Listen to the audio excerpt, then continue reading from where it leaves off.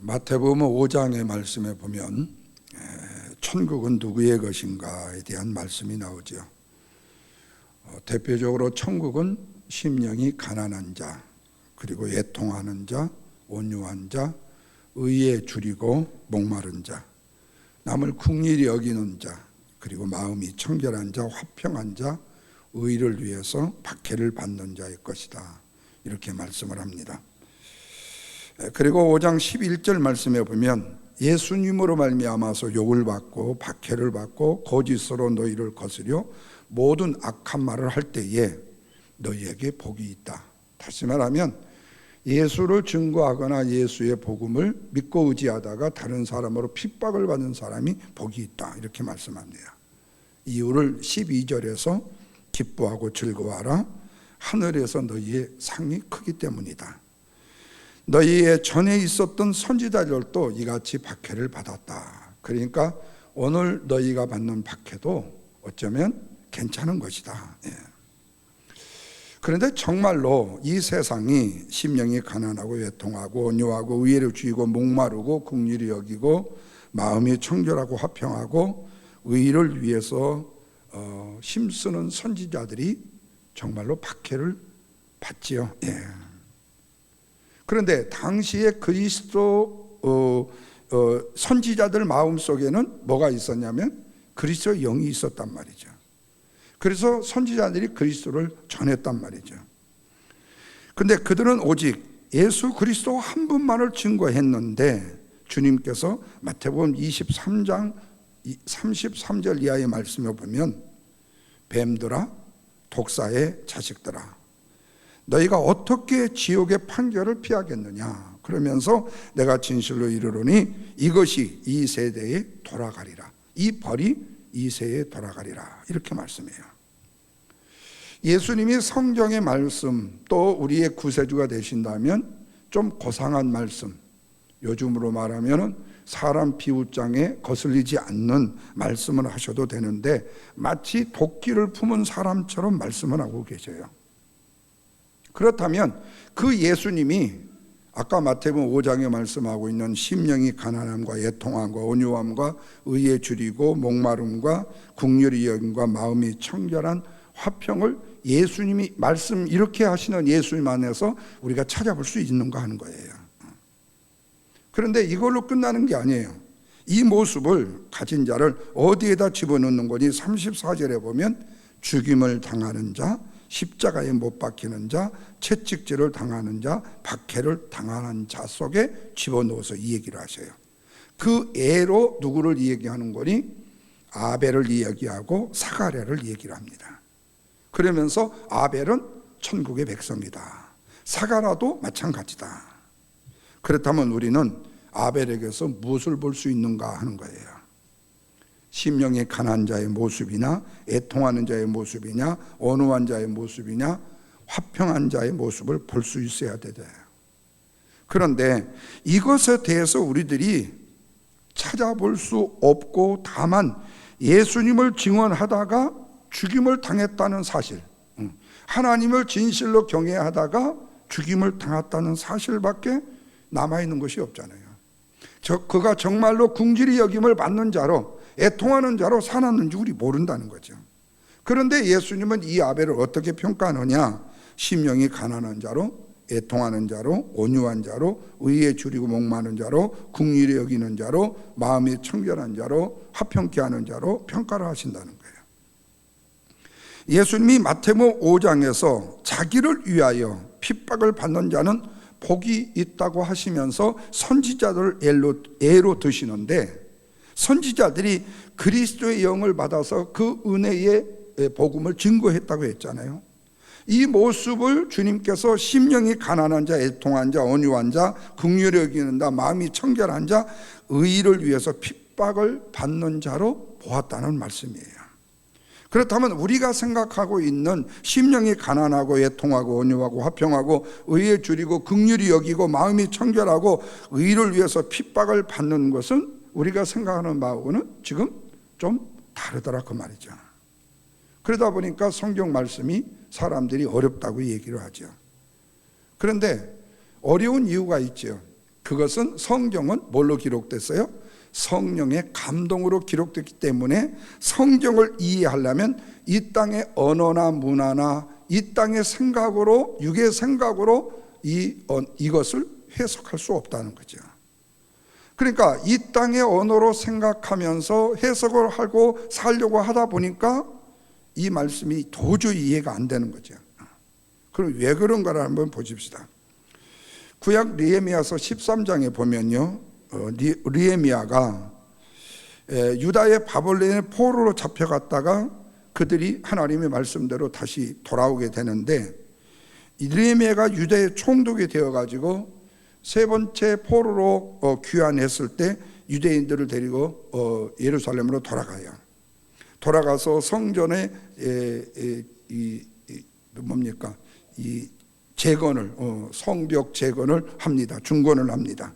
그리고 유대인들과 함께 모세의 율법대로 살도록 힘을 써요.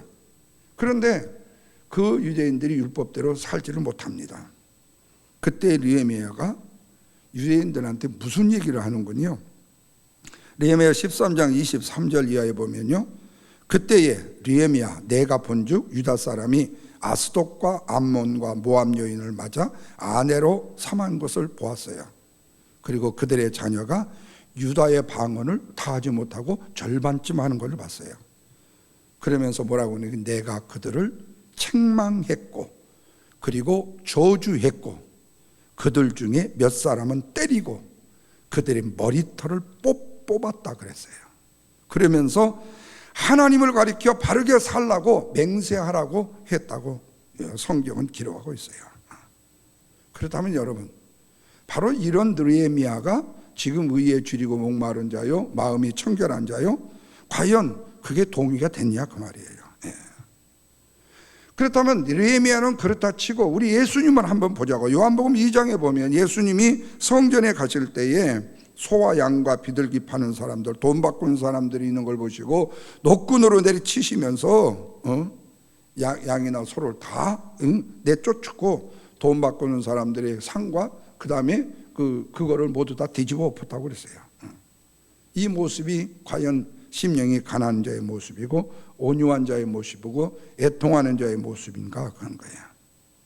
자, 그런데 당시에 천국의 주인이시라는 예수님이 나타나셨어요. 사람들이 그 천국의 주인 되신 예수님을 어떻게 대우했죠? 십자가에 죽였어요. 왜 그랬을 것 같아요? 자기들이 보았던 천국의 주인의 모습이 예수님한테서 하나도 안 보이기 때문에. 그러면 과연 이들은 예수님에게서, 오늘날 우리가 예수님에게서 어떤 모습이 천국의 모습인가를 우리도 그들과 보는 관점에서 과연 얼마나 다르냐 그 말이죠. 그렇다면 그 당시에 그들이 원했던 천국의 주인은 뭐였었어요? 적어도 지금까지 우리가 이렇게 선민으로서 애써 힘써 살았는데 그래도 최소한도 살았던 우리의 삶은 칭찬은 못해줄 망정, 그래 그런 대로 살았다고 동의를 해줄 수 있는 분으로 생각을 했는데 천국의 주인은 만사가 다 부정이더라는 거예요. 조금만 인정해 주면 어디가 덧나는 것도 아닌데 그렇지 않더라는 거예요. 긍정이라는 것은 눈을 씻고 찾아봐도 찾아볼 수가 없다는 거예요. 한마디로 하면 세상에 인정머리가 없는 사람이라는 거죠. 그 대표적으로 요한복음 1장에 보면요, 뭐라고 하는 거니? 세상은 어둠이다 그렇게 말씀해요. 근데 여기서 세상은 어둠이라는 것은 세상의 모든 사람과 세상 모두가 다 어둠이라고 이렇게 말하잖아요. 근데 이 말을 세상은 어둠이다 딱 단적으로 말하지 말고 세상의 거의 대부분이 어둠이다 이렇게 하면은 내가 어둠이 안 들어가 있을 수도 있다는 거예요. 내가 거기 다 들어가. 근데 세상에 어둠이라는 이 말 속에는 에브리바디가 다 들어가 있다니. 그러니까 기분이 좋을 리가 없다는 거죠. 뿐만 아니라 혈통으로나 육종으로 난 사람도 부정해버려요.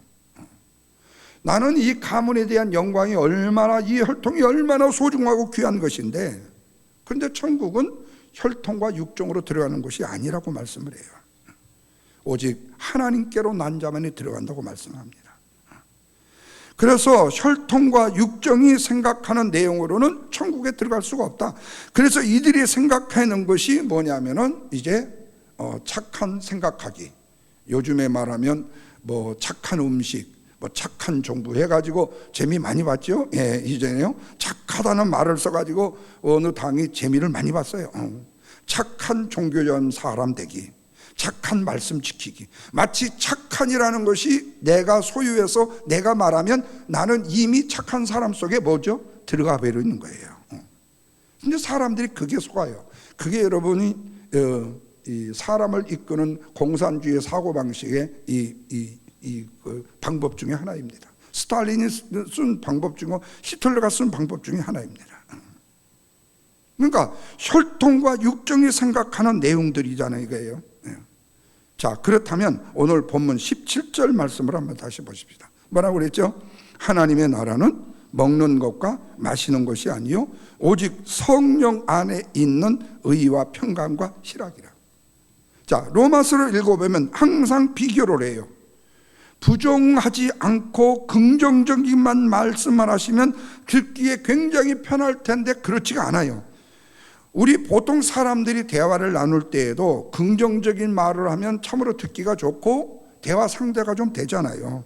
근데 부정적인 말을 하면 더 이상 두 번 말 나누기가 쉽지가 않잖아요.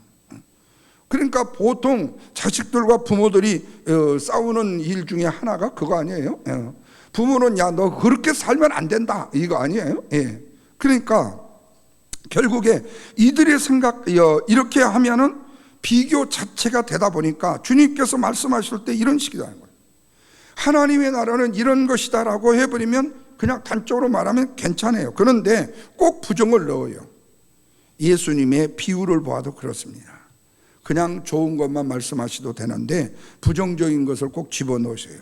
하나님의 나라는 먹고 마시는 것만이 아니라. 근데 오늘날 우리에게 먹고 마시는 것처럼 중요한 게 어디 있어요? 솔직히 말해서.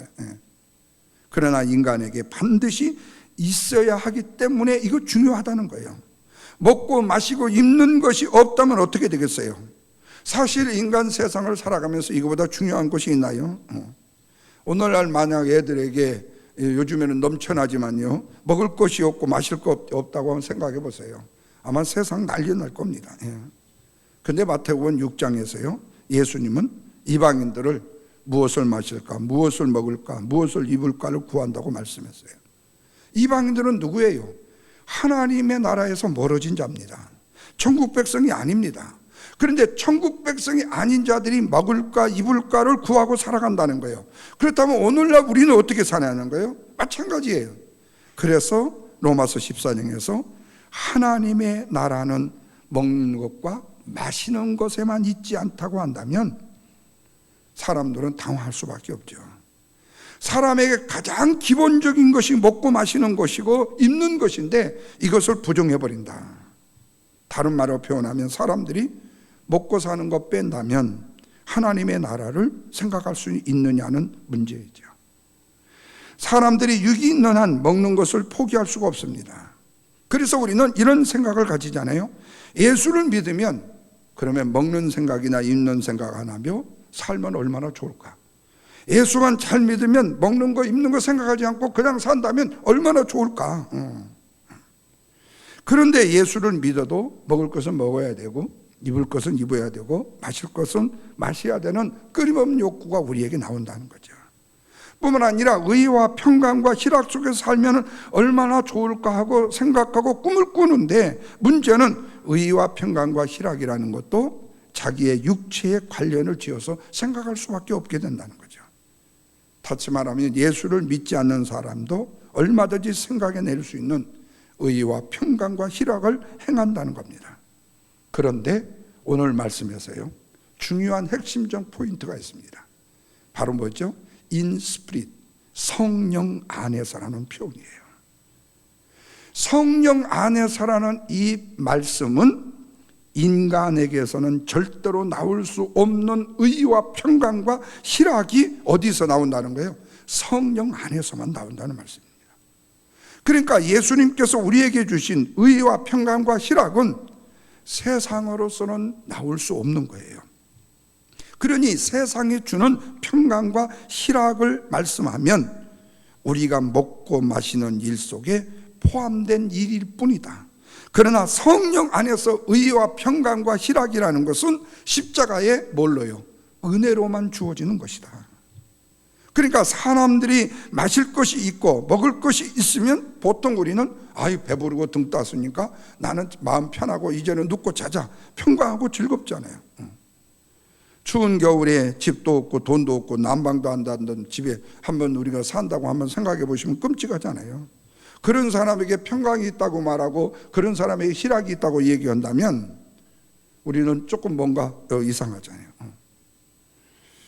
제가 아침에 새벽기도 끝나고 피트니스 가서 운동 좀 하고 샤워하고 있잖아요. 주일날에는 더 일찍 나옵니다. 그런데 어떤 한 분이요, 이 사우나 탑에 딱 들어가시는데 그분은 속옷을 이상하게 사우나 탑에서 다 벗어요. 그리고 그 사우나 탑에다가 다 여기다 놀아놓고 하나는 너니사스 여기는 뭐로 해서 다 이렇게 놀아놔요. 그리고는 혼자 뭐라고 막 하는데 얼굴을 딱 보면 분명히 정상이에요. 백인 할아버지인데.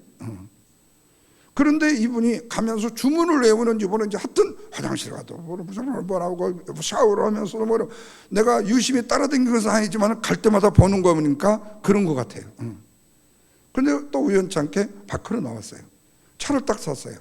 근데 차를 딱 보니까 저분이 뭔가 이상이 있는 분이라는 걸 느꼈어요. 그게 뭔 거니요? 추록차가 있는데요, 앞에 운전석 자리까지 신문지로 뭐로 해서요, 뒤에다가는 짐을 싣는 칸에다가는요 하여튼 쓰레기 같은 거예요. 내가 보기에도 쓰레기 같은 거예요. 그거를 차곡차곡 해가지고 그거를 가득 실었어요. 근데 이게 한 번만 본 게 아니에요. 내가 볼 때마다 그분은 그런 차를 그렇게 끌고 다녀요. 그래서 내가 생각에 저렇게 멀쩡하게 생긴 분 같은데 왜 저렇게 해야만 될까? 그러니까 아마도 우리 이전에 집에다가 모든 물건을 다 모으는 이런 증세 같은 그런 일들이 있는 것 같아요.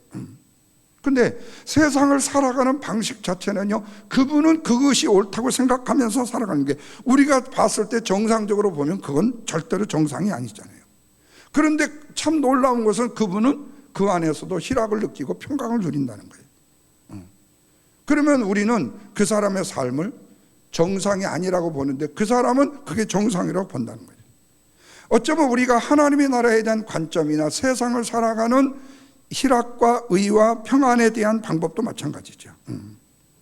하나님의 나라는 집도 아니고 따뜻한 난방도 아니고 성령 안에서 의와 평강과 희락이라 이렇게 말한다면 우리는 좀 매정한 얘기 같지만 왜 예수님은 부정한 말을 섞어 가지고 이 말을 하시는가 하는 거예요. 주님께서 성도들을 다루실 때에도 이런 식으로 다루시냐 그 말이에요. 그것은 단 한 가지의 이유가 있습니다. 우리로 하여금 육적인 모든 것이 다 필요 없는 자로 살게 하시려고 그런 것이 아니라 이 땅을 살아가면서 땅에 있는 것이 없으면 안 되는 자로 살아가기 위해서가 아니라 이 땅에 있는 모든 것들은 오직 그리스도의 은혜와 만남으로 인하여서 주어지는 은총이라는 사실을 우리로 하여금 영으로 생각하게 하기 위해서라는 거죠. 그러니까 오늘 본문의 말씀을 보면서 성령 안에서 의와 평강과 희락으로 살아야 된다는 것이 주님이 우리에게 말씀하신 것이죠. 이게 하나님의 나라다 이렇게 말씀하는 거죠.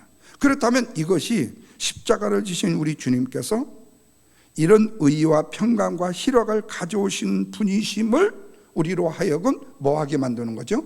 믿게 만드는 것이라는 거죠.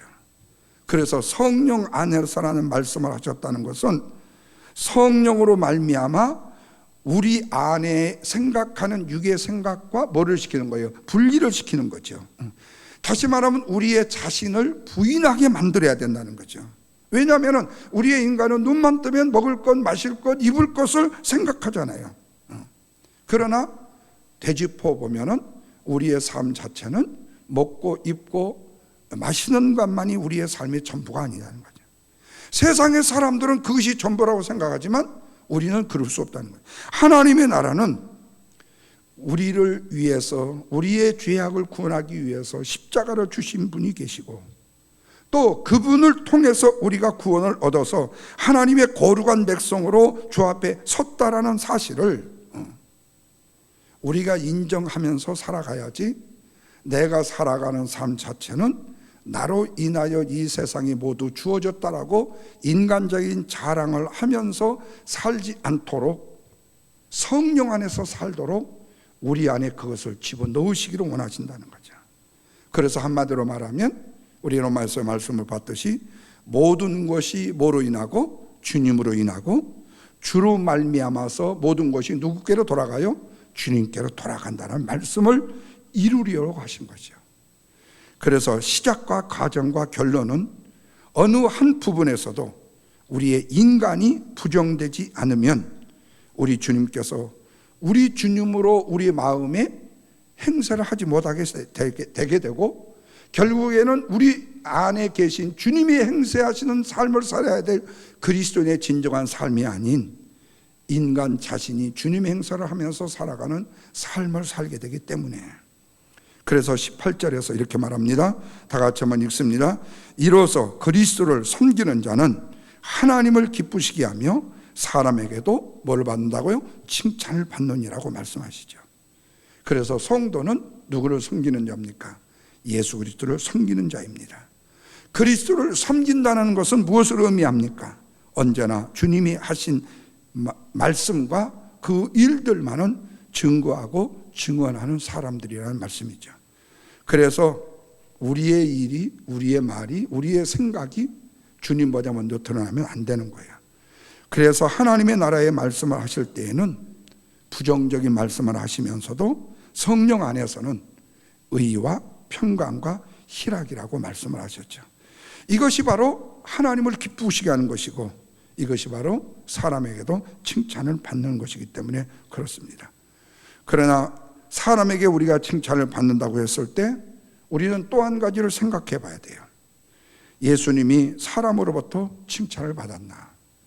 그러니까 너무 사람으로 칭찬을 많이 받으려고만 생각한다면 한번 주님은 과연 세상으로 하여금, 사람들로 하여금 칭찬을 받았나? 먹을 걸 주었을 때는 칭찬을 받았죠. 500의 기적을 행할 때는 칭찬을 받았죠. 죽은 자를 살릴 때는 칭찬을 받았어요. 그러나 그렇게 살라고 말씀을 하실 때는 칭찬을 받은 적이 없어요. 이 말은 성도는 그리스도를 섬기는 자야지 자기 자신을 섬기는 자가 아니라는 말씀입니다. 그리스도인은 그리스도의 종이지 예수님이 우리의 종이 아니기 때문에 그렇죠. 이 믿음의 삶을 주 앞에 살아드리는 2020년 한 해가 되기를 주님의 이름으로 부탁합니다.